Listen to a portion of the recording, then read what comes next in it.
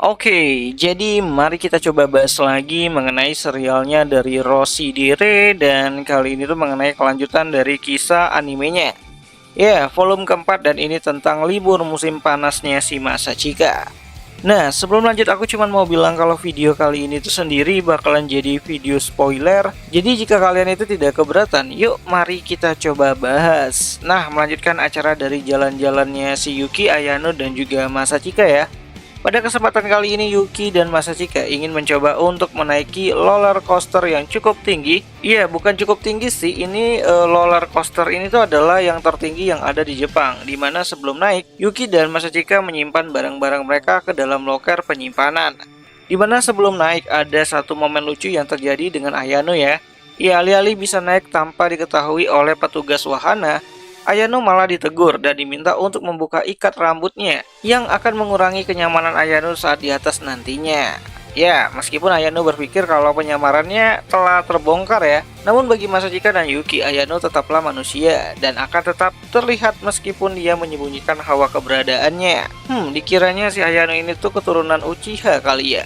So, singkat cerita, Yuki, Ayano, dan Masachika serta satu orang lagi yang naik di bagian depan wahana tersebut akhirnya mendapatkan pengalaman baru yang mengguncang mental dan juga perut mereka.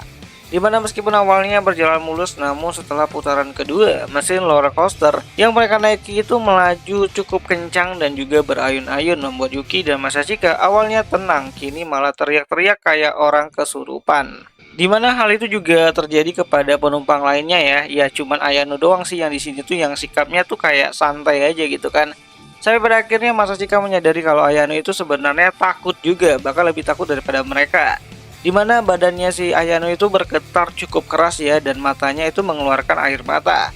Dimana Masachika dan Yuki sadar kalau Ayano ternyata juga merasa ketakutan, cuman tak berani aja tuh berteriak karena menghormati Yuki dan juga Masachika. Ini cewek bisa terlihat kocak juga ternyata gitu kan. Nah, karena tidak ingin Ayano mengalami trauma yang lebih dalam ya, Masachika dan Yuki akhirnya mencari wahana yang lebih aman dan nyaman untuk Ayano ke depannya. Dan ya, Sayuki dan Masachika mulai kembali ke loker mereka untuk mengambil barang-barang yang mereka titipkan sebelumnya.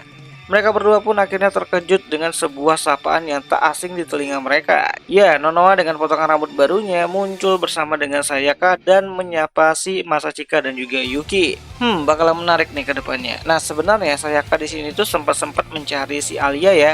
Tapi ya akhirnya dia tuh nggak bisa nemuin si Alia di sana, yang langsung mengira kalau Masachika dan juga Yuki itu ternyata sedang berkencan berdua dan mencoba untuk mengkhianati si Alia itu sendiri. Ya, sayang banget apa yang saya ketemukan ternyata di sini tidak ada si Alia, melainkan saat ini tuh hanya ada Yuki dan juga Masachika yang ada di depan kacamatanya si Sayaka, yang membuat libur musim panas Yuki dan Masachika pun akhirnya ketahuan oleh teman satu sekolah mereka. So, singkat cerita, Yuki, Ayano, dan Masachika serta Sayaka dan juga Nonoa pergi ke sebuah kafe yang cukup hits di dekat wahana bermain.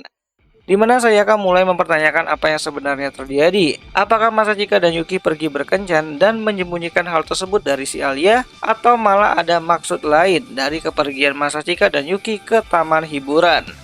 Di mana saat Yuki menjelaskan kalau dia dan Masachika pergi berlibur untuk kembali lagi menjalin hubungan pertemanan mereka sejak akhir pidato kelulusan kemarin. Namun bukan itu yang Sayaka curigai, di mana Sayaka juga mulai menanyakan mengenai sampo yang Yuki dan Masachika pakai. Di mana Sayaka bisa mencium wangi sampo yang sama dari tubuhnya si Masachika, Yuki dan juga Ayano. Ditambah lagi Yuki menggunakan baju anime dengan edisi limited edition, di mana baju itu Sayaka tahu ya kalau dijual itu di 3 tahun yang lalu. Dan sekarang jadi barang yang cukup langka banget gitu. Dimana Sayaka juga berpikir kalau baju yang Yuki pakai awalnya adalah milik si Masachika, sebelum akhirnya diberikan kepada Yuki karena sudah tidak cocok lagi dengan ukurannya si Masachika itu sendiri. Ya, di sini Sayaka masih belum sadar ya mengenai kalau Yuki ini tuh adalah seorang otaku ataupun wibu akut gitu. Dimana Sayaka berpikir kalau telah terjadi skandal besar dari Masachika dan juga Yuki. Dimana Sayaka juga berkata jika klub koran sekolah akan sangat suka dengan judul berita seperti pria A sedang kumpul kambing dengan dua gadis yang menjadi rivalnya dalam pemilihan ketua OSIS mendatang. Ya meskipun Sayaka juga menambahkan kalau Masachika dan Yuki ingin berlibur, setidaknya mereka juga ngajakin si Alia di dalamnya. Jadi biar gak ada spekulasi yang aneh-aneh gitu. Dan saat Masachika dan Yuki tidak tahu ya mereka tuh mau jawab apa atas dugaan ataupun tuduhan dari si Sayaka, Nonoa pun berkata dengan santainya, "Tenanglah Sayajin, alasan kenapa Masachika dan Yuki memiliki aroma sampo yang sama itu adalah karena mereka berdua adalah kakak beradik."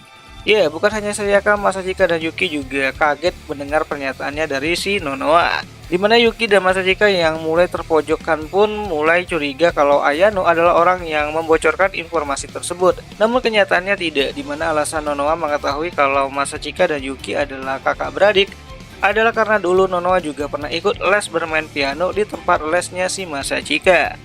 Di mana Nonoa tidak pernah lupa nama dari Masachika Suo yang bisa bermain melodi Chopin di usia muda. Ya, Nonoa berkata kalau Masachika dulu itu cukup populer di kalangan gadis-gadis di tempat les mereka. Meskipun Masachika sendiri lupa ya kalau dia tuh pernah punya teman yang namanya Nonoa. Dan akhirnya di sini Yuki dan Masachika pun mengakui hubungan darah mereka yang membuat Sayaka tidak percaya sampai-sampai Sayaka meneteskan air matanya karena terharu tentunya. Ya, alasan dari bedanya nama keluarga Masachika dan Yuki saat ini adalah karena adanya perpisahan dari kedua orang tua mereka. Dan Masachika tidak menyangkal hal tersebut yang membuat Nonoa menutup mulutnya kembali karena merasa kalau perkataannya sangat tidak sopan di depan Masachika dan juga si Yuki. Ya, awalnya Nonoa berpikir kalau Masachika dan Yuki itu sepupuan. Namun setelah melihat mata dari kedua kakak beradik tersebut, Nonoa lebih yakin kalau mereka berdua itu adalah kakak adik kandung gitu. Tuh, kan Nonoa aja tuh udah bisa bedain dan juga nebak kalau Masachika dan Yuki itu kakak beradik. Masa si Alia nggak sadar-sadar juga gitu kan? Fix ini waifumu buta map mas gitu kan.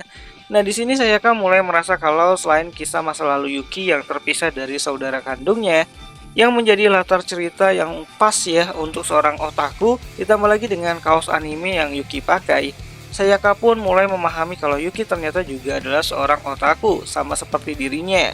Nah, Nonoa tidak ingin mengganggu pembicaraan otakunya Yuki dan juga Sayaka, lantas mencoba untuk mengajak Masachika jalan-jalan lagi sebentar, dimana Masachika juga tidak ingin sih sebenarnya menunggu dan mendengar pembicaraan dari dua orang yang sangat wibu banget gitu kan. Akhirnya menyetujui ajakannya dari si Nonoa.